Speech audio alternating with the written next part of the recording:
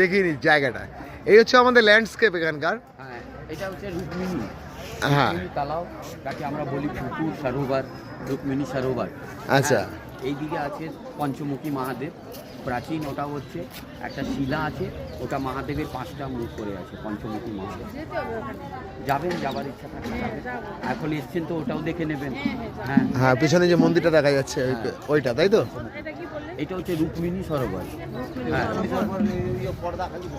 এখানেও পিণ্ডদান হয়। গয়া ধামে 44টা বেদি আছে। 44টা বেদিতে একটা বেদি এটা হচ্ছে, একটা বেদি অক্ষয়বট হচ্ছে, মংলা গৌরী, ব্রহ্মজনী, সীতাকুণ্ড, বিষ্ণু মন্দির, গয়াসির বেদি, প্রেতশিলা, হ্যাঁ, গয়ালাল বেদি, অনেক জায়গায়, গায়ত্রী ঘাট। হ্যাঁ, এগুলো মিলিয়ে 44টা বেদি আছে, যেটা তোমার যে ওই মহলের সময় 15 দিন থেকে কাজ করে যায় লোকরা। যার 15 দিনের কাজ থাকবে ওরা 15 দিন ইচ্ছা আছে করতে। যারা 3 দিনে, যেমনি কি 3 জায়গায় কাজ করে তোমরা যাবে, অমনি করে যাবে। কিন্তু মাস্ট কাজ আছে ফল্গু নদী, অক্ষয়বট আর বিষ্ণু মন্দির, যেটা আপনারা করবেন। যারা আছে বাইরে দিয়ে, যারা এখানে টাকা পয়সা খরচা করে 15 দিন 44টা বেদি নিজের পূর্বজের নামে করতে যাবে, ওরা করে যায়। তো এইটাও একটা বেদি হচ্ছে, এখানেও পিণ্ডদান একদিন হবে 15 দিনে।